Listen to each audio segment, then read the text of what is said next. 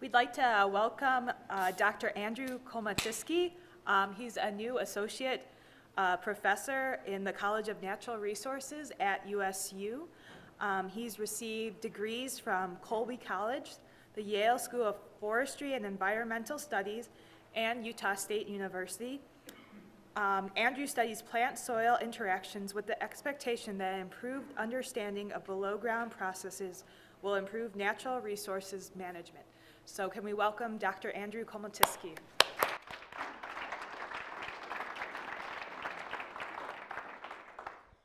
Thanks. I think I saw my department head in here. Sounds like I just got a promotion. I'm actually an assistant professor, but maybe Mike put in a good word. I'm glad to be the warm-up band here for Jerry Franklin. I figure I can either do a bad job and make him look good, or I can do a good job and warm things up for him. So it's win-win for me. I'm going to change gears. I'm going to talk today about some pretty basic plants biology and an embarrassingly simple question, and that's where do plants get their water from? It's amazing, but we still don't really have a good picture of where trees, grasses, and shrubs are getting their water from. And there's a lot of reasons to be interested in it. This is pretty fundamental, basic biology. You have water, especially in semi-arid systems. A lot of it hits leaf surfaces and then evaporates even before plants can use it. Some makes it into shallow soils and is used by some plants. We're not sure which. Some makes it a little bit deeper. And if there's any left over, it goes into deep water recharge. So this is thought to be important for competition. So it's long been thought that some species have shallower rooting systems, some have deeper, and so this can explain coexistence among species. Whether you have aspen and fir, are they using the same water, or are they effectively using different resources, grasses and shrubs versus trees? In order to understand this competition and niche partitioning, you have to know where the plants are getting their water from. And with climate change, it's going to be particularly important to have some idea of where plants are getting their water from. There's a pretty pervasive prediction that precipitation events will become fewer and larger. Right now there's relatively a lot of small events, but as the atmosphere warms, it can hold more moisture. It won't rain as often, but when it does, it'll rain more heavily. And how will that affect water cycling, energy exchange between the biosphere and the atmosphere, which affects climate, competition between different plants, and deep water infiltration.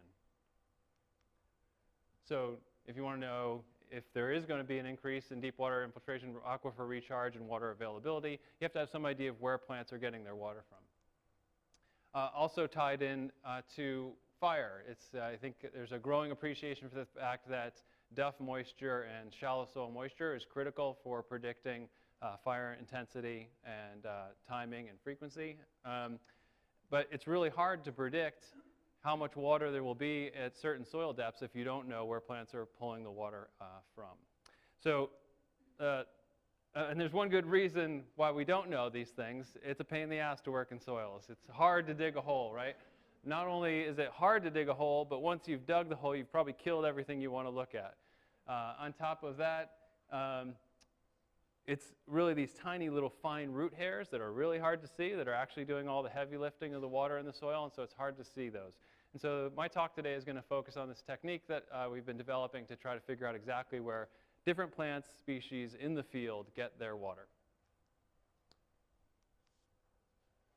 But first, a little background. What do we know? The state of the art is well over 100 years old. You dig a hole and you make a picture of the roots. The problem is the roots that you see are these large roots, tuberized roots that aren't really taking up the water. They're moving water up the plant, but they're not actually removing water from the soil.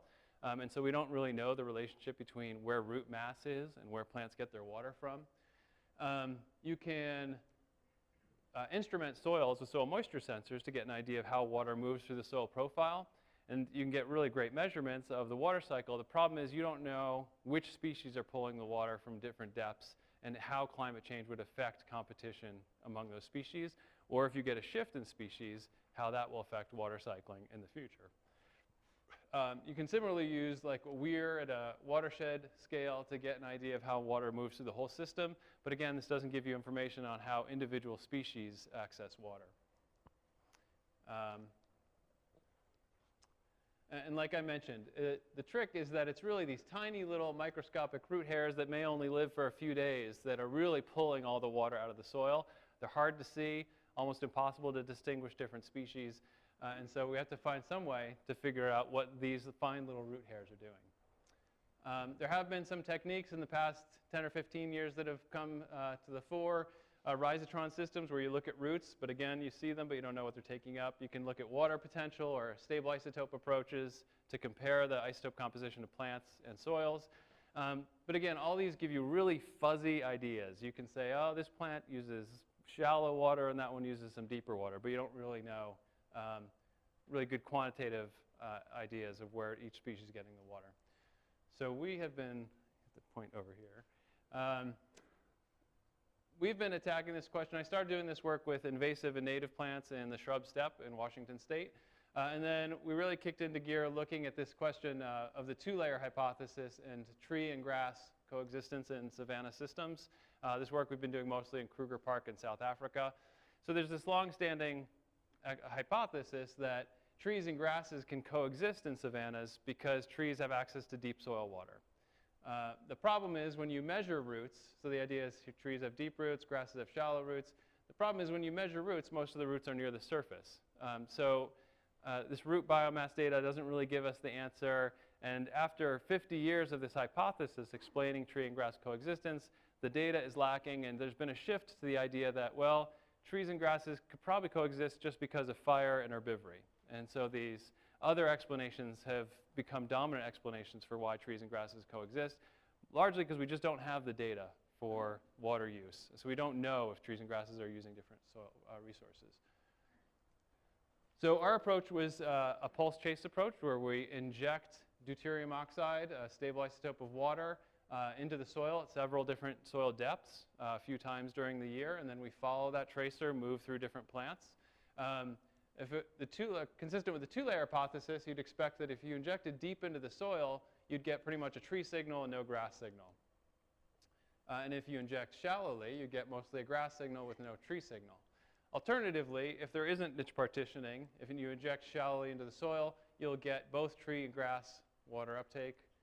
And if you inject deeply, you won't get much of a signal from any plant, right? So pretty simple idea. And again, what people would think going into this research is, well, plants get their water according to the root distribution. So this is the root biomass by depth. You get this nice power function decline with soil depth. So this would sort of be the default prediction of where trees and grasses get their water. When we inject the tracers, that's just what we see for grasses. It's like pretty beautiful. Grasses really get most of their water right from the surface. This isn't a semi-arid system. This data is from a site with 750 mils of precip. It's this woodland savanna system. Grasses really rely on this shallow water with less and less water uptake. They do get some water down below a meter, but not very much. And this is a pattern that we see year to year in a wide range of sites. And when we look at the trees, though, we see a slightly different pattern. And this is pretty nice results because it helps resolve these two long-standing conflicting perspectives on tree and grass water use. One, that all plants rely on shallow water, and two, the idea that trees rely on deeper water. What we see is that trees rely on slightly deeper water than grasses. All plants get most of their water from the top 20 centimeters of the soil, pretty small amounts of uptake from below 20 or 30 centimeters. But you see this niche partitioning at very shallow soil depths. This would be really hard to pick out just by looking at root biomass. So this approach has been working for us and giving us some pretty satisfying data. We've done this now. A nice thing about Kruger Park, other than the commute to work every day, is that there's a nice setup in the park where there's a dry north with 450 mils of precip and a wet south with 750 mils of precip. There's clay soils on the east and sand soils on the west. So just within a couple hundred kilometers, we can get really broad abiotic inference space, and we always get the same answer. You get, this is a sandy, dry site, and you see grasses rely on the surface, trees get water just below them, nobody uses deep soil. Same pattern at all the sites. This is a dry clay site, a wet sand site, and a wet clay site. And you always see grasses rely on the shallowest water, trees rely on water slightly below that.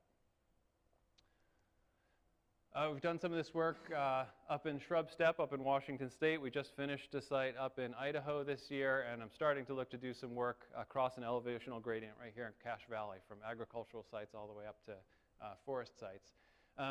But again, you know, two different sides of the world, very different systems. Plants typically rely on this very shallow soil. See, these are weedy plants in a weedy plant community early in the season. Later in the community, they start to shift, and you can see these different plants. This is diffuse knapweed, relying more heavily on that deep soil water. These are the native plants. It's balsam root, lupin, and blue bunch wheatgrass, relying mostly on this shallow water, moving slightly deeper later in the season. And we can start to look at some new ways of looking at plants and getting an idea of their niche partitioning. We did an experiment we actually put in 3 tree species, but the baboons really liked to eat one of the tree species, so we were only left with 2 species. But we planted saplings, and we grew them in little bags for a few months, so they had like 15, 20 centimeter roots. Planted them, they grew for about a month. We came back a month later, and after about 1 month of growth in the field, the saplings here in this dotted line relied more on deeper soil water than either adult trees or grasses, and they're putting down roots down to 1 meter. And so this is something we've seen in the Great Basin with cheatgrass. Cheatgrass can put down roots to 1 meter. Plants don't seem to have trouble getting their roots down to 1 meter or 2 meters. Even a tiny little annual plant can grow roots really deeply and really quickly, but there's not that much of a competitive demand for them to do so. Nitrogen is near the surface, and water comes from the sky, right? So there's a strong demand to use this shallow resources. Another thing we saw in this study is that grasses always, the black line here, grasses always show the same pattern. Every month, they always rely on the shallowest. They're very inflexible rooting patterns. Woody plants are much trickier. Woody plants relied on the shallowest water here and the shallowest water here. This was a wet month. And then as the soil's dried out, you see woody plants shifting their water uptake down to 50, 60 centimeters. So woody plants have this dynamic rooting system. They can put out several flushes of fine roots every year. Grasses always do the same thing, always relying on the shallowest soils. Another nice thing we can get with the tracer approach is we can get a deal of lateral root spread. Grasses, we do occasionally pick up grasses that will have lateral suckers. They'll get water from 2, 3, 4, 5 meters away, but it's less than 1% of their water uptake. Woody plants go well beyond their crowns, have wide lateral rooting, so they'll go 4 or 5 meters outside their crowns to get water. This is hot off the presses. I just pulled this data together last week. We just did a dual nitrogen deuterium tracer to see if plant roots are getting their nitrogen and deuterium in the same place, if it's passive uptake or if there's active root nitrogen uptake. And it looks like it's pretty passive. Plants have roots, and where those roots are, that's where they're getting their nitrogen.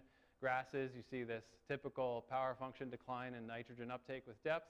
Trees, you see this spike at 20 centimeters with a real heavy nitrogen uptake at that slightly deeper depth. So this is pretty basic biology. How can we use this information? One application we're using this for is to try to predict how trees and grasses and shrubs will respond to climate change. So there's been a lot of research, precipitation manipulation experiments looking at increases or decreases in precipitation.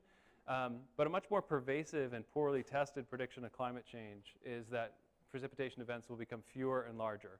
And so we did an experiment where we created fewer and larger precipitation events. So we made these 8 by 8 meter shelters. We collected 50% of the precip, and then we redeposited that precip as only large events. So we didn't change the total amount of precipitation in a year. We just collected it and then redeposited it as 1 centimeter events, which are moderately large events for this system, not very large. And the reason we did this is because almost anything can happen when you change precipitation intensity. A lot of water, when you have many small events, a lot of water evaporates off the surface before it really helps plant transpiration. Fewer, larger events can decrease that interception and evaporation and actually increase water availability for all plants. But unless the storms become too big and they push water below the rooting zone, then you could decrease the productivity of all plants, probably giving a competitive advantage to woody plants and increasing deep water infiltration. Or you could also get on steeper slopes, you could get some surface runoff. And so it really depends on exactly how much more intense your precipitation events become. And so we wanted to use an experiment to test this. Turned out to be tricky for us to figure out how to do this in a remote part of Africa. It took us quite a while to figure out the experimental design, but it ended up working.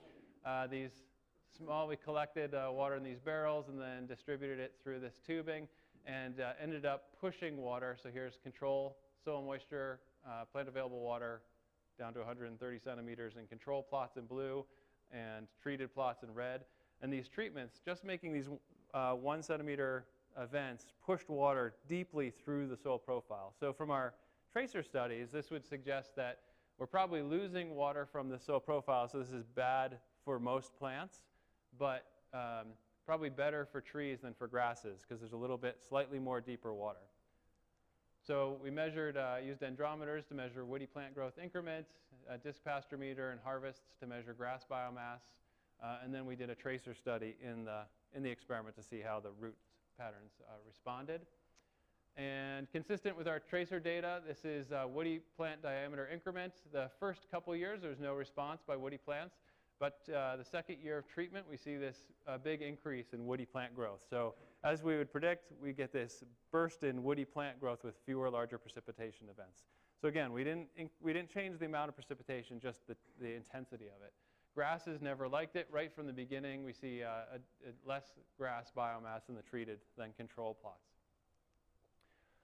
When we tried to get an idea of why this is happening, we looked at the proportion of tracer uptake in control and treated plots.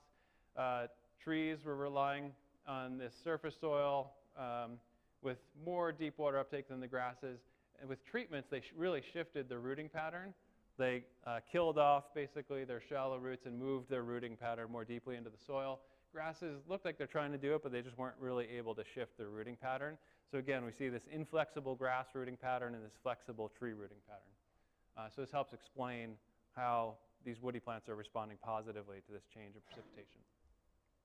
So for this system, this is good for the browsers, good for giraffes and for elephants, not so good for impala and the lions that eat them, not so good for the white rhino.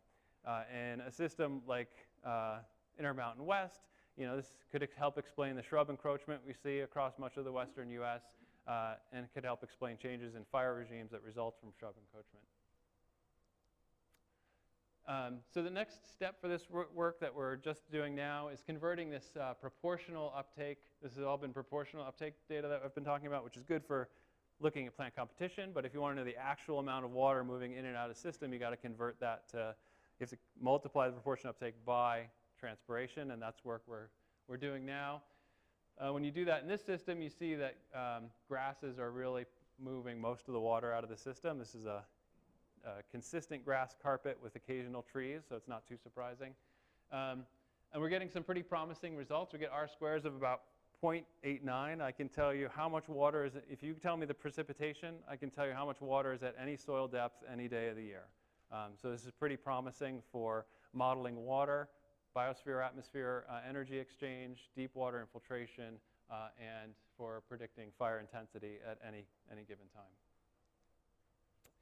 This is some work I'm also trying to now apply to the Intermountain West, looking at Pinyon-juniper responses to climate change, where we'll be tying my tracer data hopefully into a soil WAP model of water cycling and plant productivity. All right, and that's it. I have no idea how long that took, but I have to thank Andrew Mellon Foundation. They funded most of our work, all that work in Africa, as well as Utah Agricultural Experiment Station, USDA, and a number of other people. And the people who have injected over 500,000 holes in Kruger Park and injected all that deuterium. And that's it.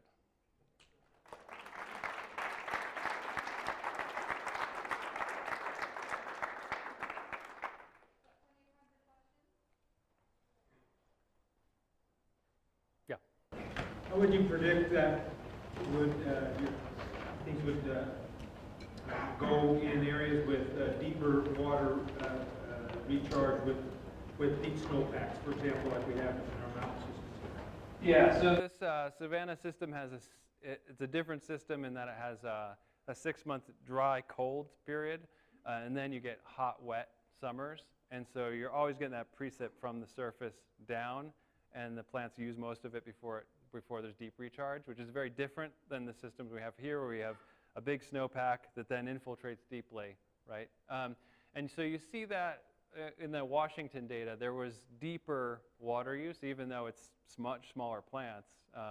You know, you get maybe blue bunch is a grass that grows this tall. The tropical grasses are 2+ meter tall grasses. They're huge grasses, but they only use 20, 30 centimeters. The smaller plants we have here go down 50, 60, 70 centimeters maybe. But still, it's not, nobody's getting much water from 70, 80 centimeters. There's not, most of the plant roots and water uptake is pretty shallow. There certainly are systems, it wasn't the case there, but there are systems like in the western US where trees will go to the aquifer, but it depends on the species and the depth to the water table.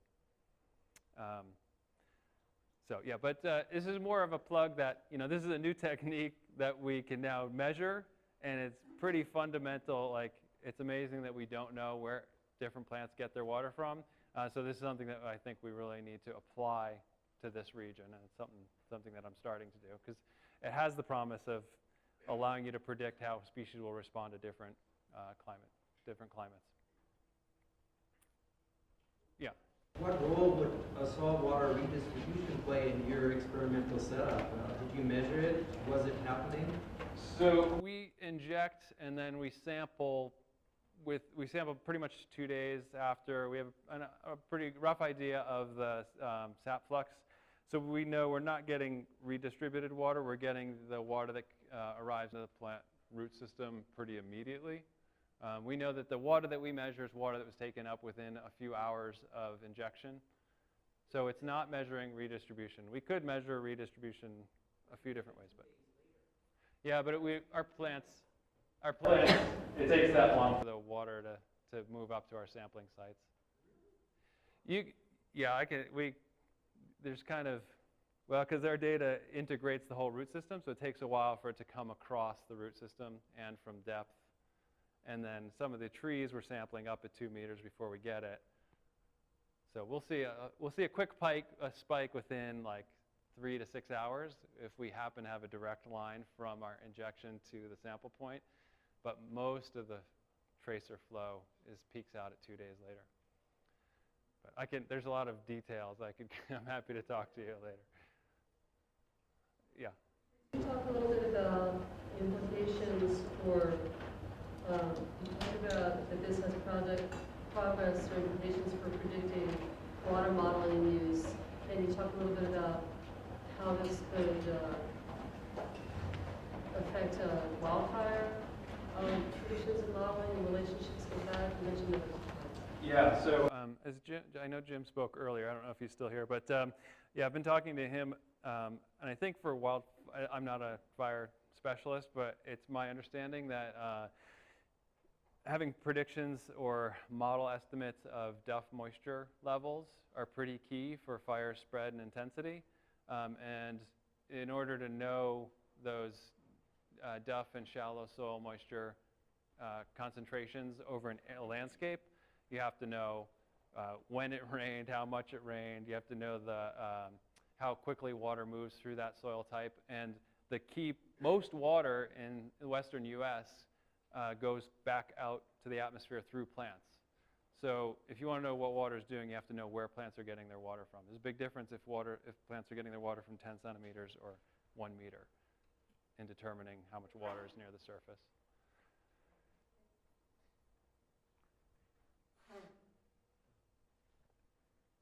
Yeah. Climate models, because the climate models need to run for many years, and so they usually group the vegetation into different types. called plant functional types. And usually they have flying types. For example, for grasses, we have two types of grasses. One is called C3 grasses, and the other type is called C4 grasses.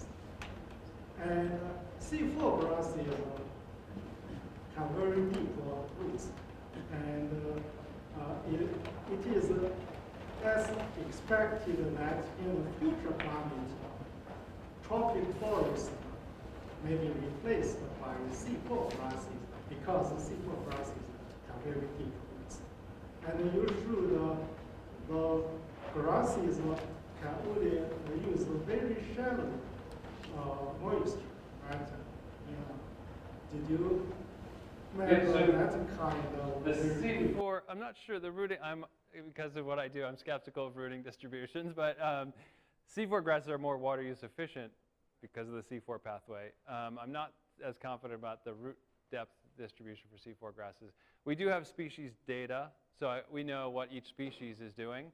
I just group them as trees and grasses to simplify it.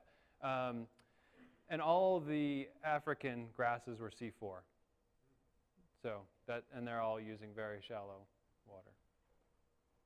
But I do have all our data is collected by species. We can tell you what an individual plant, it's usually individual plant samples that we take. So we know by individual, by species, but I just group it by functional type to make it easier to tell the story.